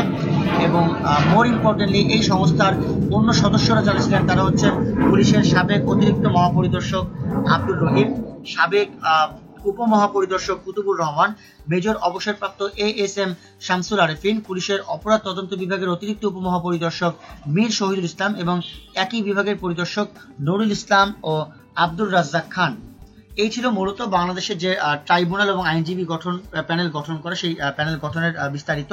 আমরা দেখতে পাচ্ছি যে বাংলাদেশের রাজধানী যে ঢাকায় অবস্থিত পুরাতন হাইকোর্ট ভবনকে আদালত হিসেবে প্রস্তুত করে একে এই আন্তর্জাতিক অপরাধ ট্রাইব্যুনালের বিচারালয় হিসেবে ব্যবহার করা হয়, যেটি আরো খুবই গুরুত্বপূর্ণ তথ্য যে আমরা অনেকে জিজ্ঞেস করতে পারি যে আন্তর্জাতিক অপরাধ ট্রাইব্যুনালের যে কেন্দ্র, সেই কেন্দ্রটি আসলে কোথায়। আমরা এটি জানতে পারলাম যে বাংলাদেশের রাজধানী ঢাকায় অবস্থিত পুরাতন হাইকোর্ট ভবন, সেটিকেই মূলত আদালত হিসেবে প্রস্তুত করে এটি করা হয়েছে। আমরা এই সম্পর্কে আরেকটু জানতে পারি যে মূলত ইন্টারন্যাশনাল ক্রাইমস ট্রাইব্যুনাল বাংলাদেশ বা ICT অ্যাক্ট, এটি মূলত অপরাধ ট্রাইব্যুনাল যেটি কিনা 71-এর এই যুদ্ধের এগেইনস্টে বা এর বিচার করার জন্য গঠিত। এবং বাংলাদেশে কিন্তু 2008 সালের সাধারণ নির্বাচনের সময় আওয়ামী লীগ নামক যে রাজনৈতিক দলটি, তাদের প্রধান রাজনৈতিক ইশতেহার ছিল যে যুদ্ধাপরাধীদের বিচার প্রক্রিয়া শুরু করা।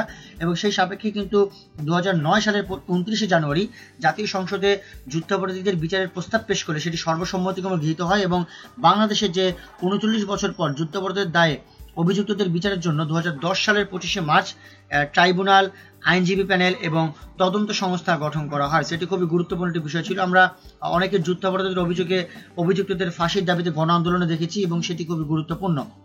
এটি ছিল মূলত আমাদের যে বর্তমান আন্তর্জাতিক অপরাধ ট্রাইব্যুনাল সেই সংক্রান্ত আলোচনা।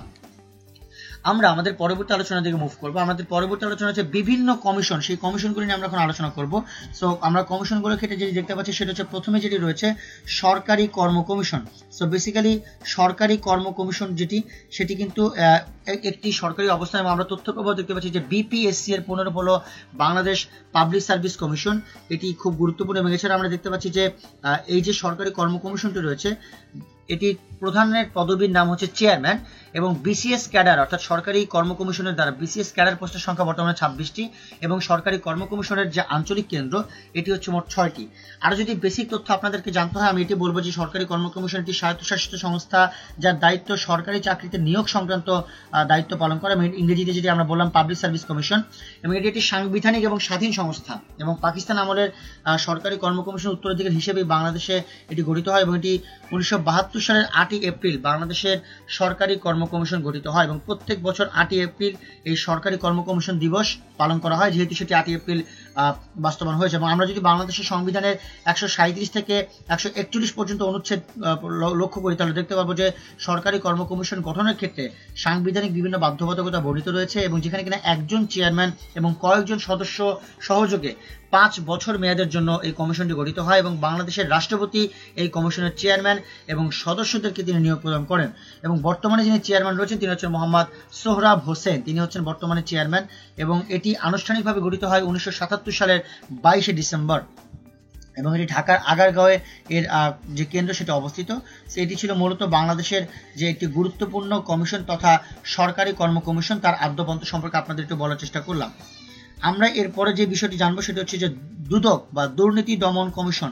সো বেসিক্যালি দুর্নীতি দমন কমিশনটি খুবই গুরুত্বপূর্ণ, এবং আমরা একটু বলে রাখি আমরা এখানে তথ্য প্রবাহ দেখতে পাচ্ছি, আপনারা এখানে লোগোও দেখতে পাচ্ছেন যে দুদক মূলত আনুষ্ঠানিকভাবে যাত্রা শুরু করে 21শে নভেম্বর 2004 সালে, এবং দুদকের একটি পূর্ণাঙ্গ পুলিশ ফোর্স রয়েছে যেটি কিনা আনুষ্ঠানিকভাবে যাত্রা শুরু করে 2017 সালের 7ই সেপ্টেম্বর, এবং এই দুর্নীতি দমন কমিশনের শুভেচ্ছা দূত নির্বাচিত হয়েছিলেন সাকিব আল হাসান, এবং এই দুদকের কার্যালয় কিন্তু অবস্থিত ঢাকার সেগুনবাগিচায়। এবং এটি কিন্তু যেটি আমি বললাম সেটি হচ্ছে যে মূলত 4 সালের 9ই মে যেটি হয় সেটি হচ্ছে যে দুর্নীতি দমন আইন অনুসারে এটি কার্যকর হয়, এবং পরবর্তীতে এটি কমিশন আকারে বাস্তবায়ন করা হয়, এবং এটি মূলত ঢাকার সেগুনবাগিচাতে অবস্থিত, এবং দাপ্তরিক ভাষাতে অবশ্যই বাংলা, এবং চেয়ারম্যান হচ্ছেন ইকবাল মাহমুদ। একটু কনফিউশন আপনাদেরকে দেই এবং ক্লিয়ার করে দেয়, সেটা হচ্ছে দুদক কিন্তু প্রতিষ্ঠিত হয় 2004 সালের 9ই মে, কিন্তু দুদক আনুষ্ঠানিকভাবে যাত্রা শুরু করে 2004 সালের 21শে নভেম্বর। দুটি প্রশ্ন কিন্তু আলাদা, একটি হচ্ছে কবে প্রতিষ্ঠিত হয় এবং কবে আনুষ্ঠানিকভাবে যাত্রা শুরু করে, সেটি একটু মনোযোগ দিয়ে আপনারা বোঝার চেষ্টা করবেন। এবং মোর ইম্পর্টেন্টলি বর্তমানে দুদকের যে অনুসন্ধান কমিশনার তিনি হচ্ছেন ডক্টর মোজাম্মেল হক খান, এবং তদন্ত কমিশনার হচ্ছেন AFM আমিনুল ইসলাম, এবং সিনিয়র সচিব হচ্ছেন মোহাম্মদ দিলওয়ার বখত। তিনি এই হচ্ছে মূলত দুদকের বর্তমান কমিটি কেন্দ্রিক যে অবস্থান সেটি, এবং আমরা একটু আগে বললাম যে একজন চেয়ারম্যান এবং 2জন কমিশনার নিয়ে কিন্তু দুদক গঠিত হয়। এবং কেউ যদি এই প্রশ্নটিও জানতে চান এসকিউর জন্য যে দুদকের লক্ষ্যটি আসলে কেমন, মূলত লক্ষ্য হচ্ছে দুর্নীতি এবং দুর্নীতিমূলক কাজগুলোকে প্রতিরোধ করা, অর্থাৎ যে কোনো ব্যক্তি অথবা সংস্থার বিরুদ্ধে কমিশনের এখতিয়ারভুক্ত বিষয় যে কোনো অভিযোগ সমন্বিত জেলা কার্যালয়, বিভাগীয় অথবা সেগুনবাগিচা ঢাকাস্থ প্রধান কার্যালয়ে এটি প্রেরণ করা যাবে, এবং এটি হচ্ছে মূলত দুদকের প্রধান কাজের একটি বড় ধরনের অংশ। আমরা আমাদের পরবর্তী আলোচনার দিকে একটু আলোকপাত করি। আমাদের পরবর্তী আলোচনা হচ্ছে বাংলাদেশের নির্বাচন ব্যবস্থা। খুবই গুরুত্বপূর্ণ একটা আলোচনা, এবং বাংলাদেশের নির্বাচন ব্যবস্থাটি কারণ হচ্ছে যে আমাদের নির্বাচনের পটভূমি কিন্তু আমরা বেশ কয়েকবার জানি যে অনেকাংশে অনেক সময় পরিবর্তন হয় বা পরিবর্তন হতেও আমরা দেখেছি। সেই সাপেক্ষে আমাদের এই অবস্থানটি আমরা দেখতে পাচ্ছি যে বাংলাদেশ নির্বাচন কমিশন যেটি সেটি গঠিত হয় 1972 সালে, এবং মোর ইম্পর্টেন্টলি সেটি হচ্ছে যে বাংলাদেশের এই নির্বাচন কমিশন যেটি স্বাধীন নির্বাচন কমিশন যে সচিবালয়, সেই সচিবালয়ের যাত্রা শুরু করে তারা 5ই মার্চ 2008 সালে, এটিও খুবই গুরুত্বপূর্ণ। এছাড়া আমরা দেখতে পাচ্ছি যে নির্বাচন প্রশিক্ষণ ইনস্টিটিউট রয়েছে যেটি কিনা 1995 সালে প্রতিষ্ঠিত হয়, এবং এটি ঢাকার আগারগাঁওতে অবস্থিত। এছাড়াও বাংলাদেশ নির্বাচন কমিশন অবস্থিত ঢাকা শেরেবাংলা নগরে। আমরা দেখতে পাচ্ছি বাংলাদেশে পর্যন্ত 3বার গণভোট অনুষ্ঠিত হয়, যেখানে 2বার প্রশাসনিক এবং 1বার সাংবিধানিকভাবে রয়েছে, এবং ছবি সহ ভোটার তালিকা এবং জাতীয় পরিচয়পত্র প্রণয়ন কর্মসূচির একটি সাংকেতিক নাম রয়েছে যাকে বলা হয় অপারেশন নবযাত্রা। এছাড়া আমরা দেখতে পাচ্ছি প্রধান নির্বাচন কমিশনার যিনি ছিলেন তাকে শপথ বাক্য পাঠ করান সাধারণত প্রধান বিচারপতি। এছাড়াও বর্তমান প্রধান নির্বাচন কমিশনার হচ্ছেন AKM রুল হুদা, এবং বাংলাদেশের প্রথম যিনি প্রধান নির্বাচন কমিশনার ছিলেন তিনি হচ্ছেন বিচারপতি মোহাম্মদ ইদ্রিস, এবং 1970 সালে নির্বাচন কমিশনার ছিলেন বিচারপতি আব্দুল সাত্তার। এবং নির্বাচন কমিশনের বিষয়টি খুব সহজভাবে বোঝা যাচ্ছে যে এটি সাংবিধানিক নির্বাচন সংশ্লিষ্ট কাজে নিয়োজিত, এবং এটি মেয়র নির্বাচন, ইউনিয়ন নির্বাচন এমনকি জাতীয় সংসদ নির্বাচন যেটি সবচেয়ে ইম্পর্টেন্ট সেটি নিয়ে তারা কাজ করে থাকে। এবং বর্তমানে আমি প্রথমে বললাম প্রধান নির্বাচন কমিশনার হচ্ছেন কে এম নুরুল হুদা। যদি অন্যান্য নির্বাচন কমিশনার আপনার অবস্থান জানতে চান তাহলে রফিকুল ইসলাম হচ্ছেন নির্বাচন কমিশনার, মাহবুব তালুকদার নির্বাচন কমিশনার, কবিতা খানম তিনিও নির্বাচন কমিশনার, শাহাদত হোসেন চৌধুরী তিনিও নির্বাচন কমিশনার, এবং লাস্টলি মোহাম্মদ আলমগীর তিনি হচ্ছেন সিনিয়র সচিব। মূলত এটি বাংলাদেশ সংবিধানের 118 নম্বর অনুচ্ছেদের আওতায় কিন্তু পড়ে যে নির্বাচন কমিশনটি স্থাপিত হওয়ার বিষয়টি, এবং বলা রয়েছে যে 119-এ যে নির্বাচন কমিশনের দায়িত্ব, যেখানে কিনা রাষ্ট্রপতি ও সংসদে নির্বাচন পরিচালনা, ভোটার তালিকা প্রস্তুতকরণ, নির্বাচনী এলাকার সীমানা নির্ধারণ বা আইন কর্তৃক নির্ধারিত নির্বাচন পরিচালনা, এই আনুষঙ্গিক কার্যাতির দায়িত্ব সম্পাদন করাই মূলত নির্বাচন কমিশনের কাজ। এবং নির্বাচন কমিশন স্বাধীন থাকবে, তারা একটি সাংবিধানিক সংস্থা এবং তারা তাদের দায়িত্ব পালনে কারোর প্রতি মুখাপেক্ষী নয়। এটি হচ্ছে মূলত নির্বাচনীর অবস্থা। এবং নির্বাচনী প্রশিক্ষণ ইনস্টিটিউট রয়েছে, যেটা আমি একটু আগে বললাম। এবং আরেকটু ক্লিয়ার করে বলে যে এশিয়া ফাউন্ডেশন, নোরাজ ও বাংলাদেশ সরকারের সহায়তায় মূলত এই নির্বাচন কমিশন সচিবালয়ের অধীনে এই নির্বাচনী প্রশিক্ষণ ইনস্টিটিউটটি প্রতিষ্ঠিত হয়, এবং এটিও মূলত একটি সাংবিধানিক প্রতিষ্ঠান। এই ছিল আমাদের বাংলাদেশের নির্বাচনী ব্যবস্থা বা নির্বাচনী কমিশনের আদ্যপান্ত, যে বিষয়টা আমি বললাম। এবং এর বাইরে অনেকে যদি বাংলাদেশের নির্বাচন ব্যবস্থা সম্পর্কে অনেকে জিজ্ঞেস করতে পারে, খুব স্বাভাবিকভাবে আমরা দেখতে পাচ্ছি সাংবিধানিক নিয়ম অনুসরণ করে জনগণের মতামত জানার ব্যবস্থাটি এখানে করা হয়।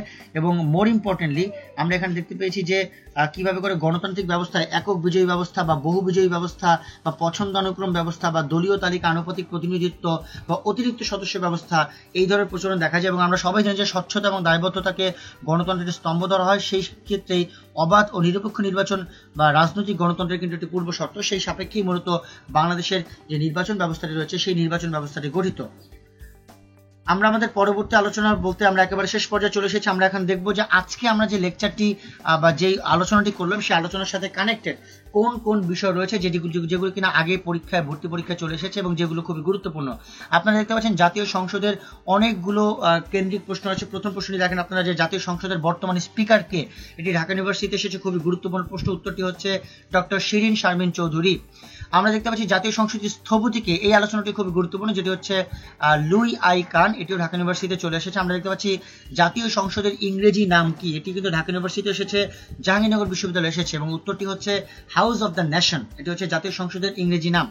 এবং আমরা দেখতেছি বাংলাদেশের প্রথম জাতীয় সংসদ নির্বাচন কবে হয়, এটি খুবই গুরুত্বপূর্ণ প্রশ্ন, যেটি কিনা ঢাকা ইউনিভার্সিটিতে 3 বার এসেছে এবং জাহাঙ্গীরনগর বিশ্ববিদ্যালয়ে এসেছে, এটি হচ্ছে 1973 সালে।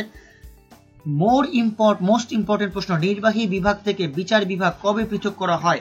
এখানে আপনারা ঢাকা ইউনিভার্সিটিতে দেখতে পাচ্ছেন, জাহাঙ্গীরনগর দেখতে পাচ্ছেন, কিন্তু আমি আপনাদের বলে রাখি এটি অনেক বিশ্ববিদ্যালয়ে অনেকবার করে এসেছে, সেটি খুবই মনোযোগ সহকারে দেখবেন। এবং এর উত্তরটি হচ্ছে 1 নভেম্বর 2007, অর্থাৎ 1 নভেম্বর 2007 সালে নির্বাহী বিভাগ থেকে বিচার বিভাগ পৃথক করা হয়। আপনারা দেখতে পাচ্ছেন সুপ্রিম কোর্টের বিভাগ কয়টি? উত্তরটি হচ্ছে 2টি। আমরা একটু আগে জেনেছি, আপিল বিভাগ এবং হাইকোর্ট বিভাগ, এবং এটিও ঢাকা ইউনিভার্সিটিতে ডি ইউনিটে 2 বার, বি ইউনিটে 1 বার, জাহাঙ্গীরনগর ইউনিভার্সিটিতে 3 বার এই প্রশ্নটি চলে এসেছে, খুবই গুরুত্বপূর্ণ। আমরা দেখতে পাচ্ছি বাংলাদেশের আইনসভা কয় কক্ষ বিশিষ্ট? একটু আগে আমরা জেনেছি 1 কক্ষ বিশিষ্ট, এটিও জাহাঙ্গীরনগর বিশ্ববিদ্যালয়ে চলে এসেছে। আমরা দেখতে পাচ্ছি জাতীয় সংসদে মহিলাদের সংরক্ষিত আসন কয়টি? এটি হচ্ছে 50টি, এটা আমরা জেনেছি। ঢাকা ইউনিভার্সিটিতে 2017 সালে অর্থাৎ রিসেন্ট টাইম এসেছে, এর আগেও 2 বার এসেছে, জাহাঙ্গীরনগর বিশ্ববিদ্যালয়টি 1 বার এসেছে। সো এই 50টি আসন এটা জানা দরকার। এবং আপনারা এই সাপেক্ষে সপ্তদশ সংশোধনীও জেনে রাখবেন, সেটা হচ্ছে যে এটি 25 বছর মেয়াদী, এবং এই 25 বছর মেয়াদী ক্ষেত্রে জাতীয় সংসদে মহিলাদের আসনটি রয়েছে। এবং লাস্টলি সুপ্রিম কোর্টের আপিল বিভাগের ফুল বেঞ্চ কয় সদস্য বিশিষ্ট? এটি ম্যাট 2004 এবং 33তম বিসিএস গুরুত্বপূর্ণ প্রশ্ন, এবং উত্তরটি হচ্ছে 7 সদস্য বিশিষ্ট সুপ্রিম কোর্টের আপিল বিভাগের ফুল বেঞ্চ, যেখানে কিনা প্রধান বিচারপতির অধীনে এই ফুল বেঞ্চটিকে নিয়ন্ত্রণ করা হয়। তো এই হচ্ছে মূলত পূর্ববর্তী বছরের প্রশ্ন। অর্থাৎ আমরা যেটি দেখতে পেলাম যে আজকে আমাদের লেকচারের সাথে সম্পূর্ণরূপে কানেক্টেড। সবাইকে আন্তরিক ধন্যবাদ জানাচ্ছি, আমাদের যারা শিক্ষার্থী বন্ধুরা এতক্ষণ ধরে আমাদের এই লেকচারটিকে তারা উপভোগ করলেন, এবং আশা করি আপনারা লেকচারের বিভিন্ন আদ্যপান্ত বা বিভিন্ন অবস্থানসমূহ আপনারা খুব ভালোভাবে বুঝতে পেরেছেন, এবং আপনারা চেষ্টা করবেন এই কনসেপ্টগুলোকে খুব ভালোভাবে বুঝে নেওয়ার জন্য। আপনারা বিশেষ করে জাতীয় সংসদ সম্পর্কিত প্রশ্নগুলো খুবই মনোযোগ সহকারে বুঝে ফেলার চেষ্টা করবেন। সেটি হতে পারে জাতীয় সংসদের বিধিবিধান কর্তৃক, সেটি হতে পারে জাতীয় সংসদের জড়িত গুরুত্বপূর্ণ ব্যক্তি কেন্দ্রিক, এবং সেটি হতে পারে জাতীয় সংসদের ভবন কেন্দ্রিক। এবং সেই সাপেক্ষে এই প্রশ্নের উত্তরগুলো জানা আপনাদের জন্য খুবই গুরুত্বপূর্ণ এবং ভর্তি পরীক্ষার জন্য খুবই গুরুত্বপূর্ণ। সেই ছিল আমাদের আজকের লেকচার। সবাইকে অসংখ্য ধন্যবাদ জানাচ্ছি এতক্ষণ সাথে থাকার জন্য। আশা করি আপনাদের সাথে পরবর্তীতে অন্য কোনো লেকচারে আবার দেখা হবে। ততদিন পর্যন্ত ভালো থাকবেন, সুস্থ থাকবেন, 10 মিনিট স্কুলের সাথেই থাকবেন। সবাইকে আন্তরিক ধন্যবাদ।